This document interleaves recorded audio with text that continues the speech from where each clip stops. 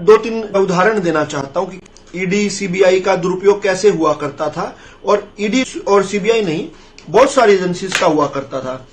आज तक देश के अंदर 115 बार 356 का उपयोग करके सरकारों को गिराया गया है। इसमें 1980 में इंदिरा गांधी जी इमरजेंसी के बाद आई वापस, तो आते ही उन्होंने 9 राज्यों को गिरा दिया और 10वां राज्य हरियाणा होना था। लेकिन उस समय इंदिरा गांधी जी ने रातों रात एक ऐसा नया फॉर्मूला बना दिया जिससे एक दिन पहले जो कैबिनेट थी, अगले दिन भी बाद वही चीफ मिनिस्टर रहे, वही सरकार रही। एक दिन पहले जनता पार्टी की सरकार थी, अगले दिन जो है कांग्रेस पार्टी की हो गई।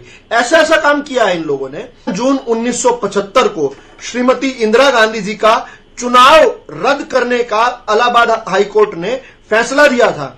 उन्होंने कहा था कि राजनारायण जी से चुनाव जीतने के लिए इंदिरा गांधी जी ने सरकारी तंत्रों का मैसिवली दुरुपयोग किया था, और कोर्ट के पास इतने एविडेंसेस थे कि कोर्ट ने इंदिरा गांधी के चुनाव को फ्रॉड कह के चुनाव को तो निरस्त किया ही किया, साथ साथ इंदिरा गांधी जी पर 6 वर्षों तक का प्रतिबंध लगा दिया चुनाव नहीं लड़ने का, और साथ साथ ये भी कहा कि उनको तुरंत अपना प्रधानमंत्री पद छोड़ना पड़ेगा।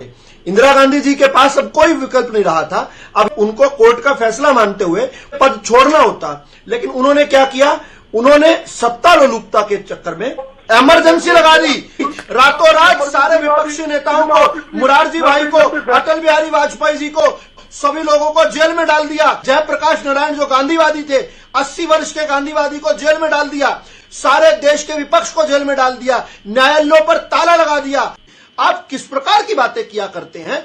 थोड़ा सा कांग्रेस का इतिहास पढ़िए, अतीत पढ़िए, कांग्रेस से नफरत हो जाएगी आपको भी। देश की जनता ऐसे ही नफरत नहीं करती। कांग्रेस ने इतने कुकर्म किए हैं इस देश में, इतने कुकर्म किए हैं, और आप संसाधनों की बात करते हैं। इमरजेंसी के दौरान उनको क्या यातनाएं दी जाती थी पता है? जेल के अंदर उनके पजामों को नीचे से बांध दिया जाता था और पजामों के अंदर चूहे छोड़ दिए जाते थे। काल कोठड़ी के अंदर लोगों को कितनी भयंकर यातनाएं दी गई, लेकिन वो लोग नहीं टूटे। आप तो ईडी की बात करते हैं, आपके मुंह पर नहीं जचती है बात।